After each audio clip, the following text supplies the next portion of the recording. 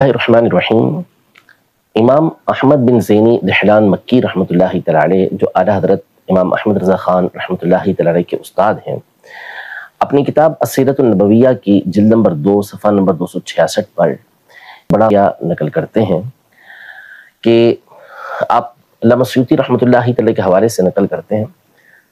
کہ ایک مرتبہ سیدہ کائنات، سیدہ خاتون جنت، سیدۃ النساء العالمین، سیدہ فاطمہ زہرا رضی اللہ تعالی عنہا، ان کے ساتھ ابو جہل نے اس وقت جبکہ آپ فقط 8 سال کی تھیں یہ بدسلوکی کی کہ آپ کو اس نے تھپڑ مارا، العیاذ باللہ۔ سیدہ کائنات رضی اللہ تعالی عنہا نبی پاک صلی اللہ علیہ وسلم کی بارگاہ میں حاضر ہوں اور حاضر ہو کر واقعہ سارا بیان کیا تو حضور کریم صلی اللہ علیہ وسلم نے ارشاد فرمایا کہ آپ ابو سفیان کے پاس جائیں۔ اور یہ اس وقت کا واقعہ تھا جب ابو سفیان ایمان لے کر نہیں آئے تھے۔ حضرت سیدہ فاطمہ زہرا رضی اللہ تعالی عنہا حضرت ابو سفیان رضی اللہ تعالی عنہ کے پاس تشریف لے کر آئیں اور سارا واقعہ بیان کیا کہ اس طرح ابو جہل نے یہ بدتمیزی کی ہے اور تھپڑ مارا ہے۔ تو حضرت ابو سفیان رضی اللہ تعالی عنہ جو اس وقت تک ایمان لے کر نہیں آئے تھے اور اسلام کے خلاف جو بڑے بڑے کفاروں کے سردار تھے، ان میں سے کفار کے سردار تھے، ان میں سے ایک آپ بھی تھے، لیکن جو آپ کی طبیعت کے اندر اس طرح کی بات رکھی ہوئی تھی، اس کے تحت آپ سیدہ کائنات رضی اللہ تعالی عنہا کو لے کر ابو جہل کے پاس آئے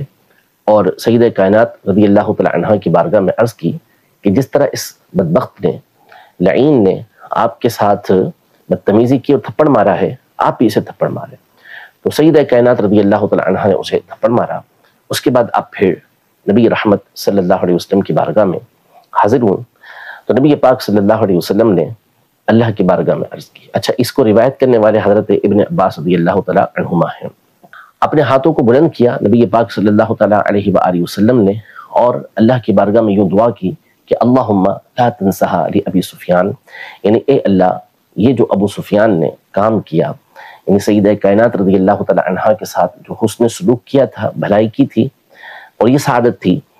تو اے اللہ اس کو جو ابو سفیان نے کیا ہے اس کو تو یاد رکھ، یعنی اس کا بدلہ ان کو عطا فرما، اس کا بدل اور اس کی جزا ان کو عطا فرما۔ حضرت ابن عباس رضی اللہ تعالی عنہما ارشاد فرماتے ہیں کہ ما شکت، مجھے اس کا کوئی شک نہیں ہے کہ ان اسلامہ،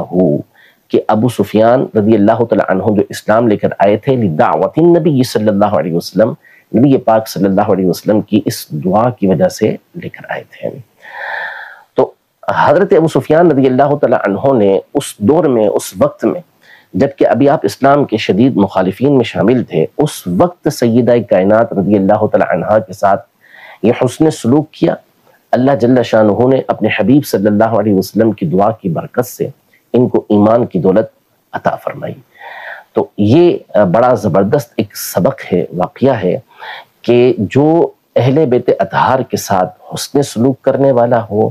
جو ان کے لیے بھلائی کا کام کرنے والا ہو، ان کی خدمت کرنے والا ہو، اللہ جل شانہ جس طرح آخرت میں اس کو جزا عطا فرمائے گا، دنیا میں بھی اللہ تبارک و تعالیٰ اسے اس کا بہترین بدل عطا فرماتا ہے۔ اور ایسا بالکل احادیث طیبہ کے اندر موجود ہے کہ اہل بیت اطہار کے ساتھ، سادات کرام کے ساتھ جو بھلائی کی جاتی ہے، اللہ جل شانہ اس کا بدل دنیا میں عطا فرماتا ہے، ورنہ قیامت کے دن نبی پاک صلی اللہ تعالی علیہ وآلہ وسلم اس کو بدل عطا فرمائیں گے، اس کو بدلہ عطا فرمائیں گے، بھلائی اس کو عطا فرمائیں گے۔ اس واقعے کو، یعنی یہ واقعہ تو پورا ہو گیا اور بڑا خوبصورت یہ واقعہ ہے کہ اس میں نبی پاک صلی اللہ تعالی علیہ وآلہ وسلم کے اعلیٰ مکارم کے بارے میں بھی معلوم ہوتا ہے، اور پھر آپ نے جو دعا دی اس سے نبی پاک صلی اللہ تعالی علیہ وآلہ وسلم کے حلم کا، نبی پاک صلی اللہ تعالی علیہ وآلہ وسلم کے علم کا بھی ہمیں معلوم ہوتا ہے۔ اس واقعے کے اوپر، یعنی یہ واقعہ جو نقل کیا ہے علامہ احمد بن زینی دہلان مکی رحمۃ اللہ تعالی علیہ نے، اس کو نقل کیا ہے علامہ سیوطی رحمۃ اللہ تعالی علیہ کی کتاب تحفۃ الادیب فی نحات مغنی اللبیب کے نام سے۔ علامہ سیوطی کی کتاب ہے، اس کے صفحہ نمبر 39 پر یہ واقعہ موجود ہے، اور علامہ سیوطی رحمۃ اللہ تعالی علیہ کے حوالے سے ہی اس کو امام زرقانی رحمۃ اللہ تعالی علیہ نے اپنی شرح زرقانی علی مواہب اللدنیہ میں جلد نمبر 4 صفحہ نمبر 15 پر نقل کیا ہے۔ اور علامہ سیوطی رحمۃ اللہ تعالی علیہ نے یہ واقعہ تاریخ قزوین کے حوالے سے اسے نقل کیا ہے۔ اب اس واقعے کے جو سند ہے وہ یہ تاریخ قزوین کے اندر موجود ہے۔ اس میں ایک راوی ہے محمد بن عبد الرحمن بن غزوان، اس کے اوپر کلام ہے۔ اس کو امام دارقطنی رحمۃ اللہ تعالی علیہ نے متروک قرار دیا ہے۔ اسی طرح امام خلیلی نے اس کو ضعیف قرار دیا ہے۔ امام ابو احمد الحاکم الکبیر نے الاسامی والکنہ میں لیس بالمتین عندہم فرمایا کہ یہ مضبوط راوی نہیں ہے۔ اسی طرح امام ابو نعیم رحمۃ اللہ تعالی علیہ نے اس کے بارے میں لکھا کہ یہ اپنے وارث سے منکر روایتیں اور دیگر سے منکر روایتیں لے کر آتا ہے۔ امام دارقطنی رحمۃ اللہ تعالی علیہ کے حوالے سے ابن زریق نے من تکلم فیہ الدارقطنی فی کتاب السنن میں یہ نقل کیا کہ ضعیف، کہ دارقطنی رحمۃ اللہ تعالی علیہ نے اسے ضعیف قرار دیا ہے۔ اسی طرح اور بعض ائمہ نے اسے ضعیف قرار دیا ہے، اور امام ابن عدی، امام دارقطنی اور بعض دیگر کے حوالے سے اس راوی کو متہم بالکذب بھی قرار دیا گیا ہے کہ یہ جو ہے اس کے اوپر جھوٹ کی تہمت بھی لگی ہے۔ لیکن علامہ سیوطی رحمۃ اللہ تعالی علیہ نے ایک تو تاریخ قزوین کے حوالے سے اسے نقل کیا، آپ کے پیش نظر اس کی سند موجود تھی، اور اس راوی کے بارے میں بھی علامہ سیوطی جانتے تھے۔ اس طرح کہ علامہ سیوطی رحمۃ اللہ تعالی علیہ نے اپنی کتاب الجامع الکبیر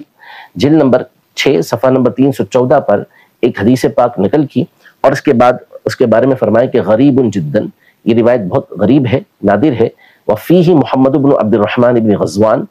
کہ اس کے اندر محمد بن عبد الرحمن بن غزوان ہے، ضعیف، وہ راوی ضعیف ہے، یعنی اس کے ضعیف ہونے کی بات کی ہے، اس کے متہم بالکذب ہونے کی بات نہیں کی۔ اسی طرح اور ائمہ نے اس کی بعض روایتوں کو نقل کر کے ہی فرمایا کہ یہ ضعیف ہے۔ تو ضعیف ہونے سے یہاں پہ کوئی فرق نہیں پڑے گا، اس لیے کہ یہ فضیلت کے اندر ایک واقعہ موجود ہے۔ نبی پاک صلی اللہ تعالیٰ علیہ وآلہ وسلم کی دعا کا جو اثر ظاہر ہوا، اس حوالے سے یہ واقعہ ہے، تو ایسے مقام پر ضعیف ویسے بھی معتبر ہوتی ہے جب تک کہ وہ موضوع من گھڑت نہ ہو۔ پھر اس کے بعد یہ جو محمد بن عبد الرحمن بن غزوان ہے،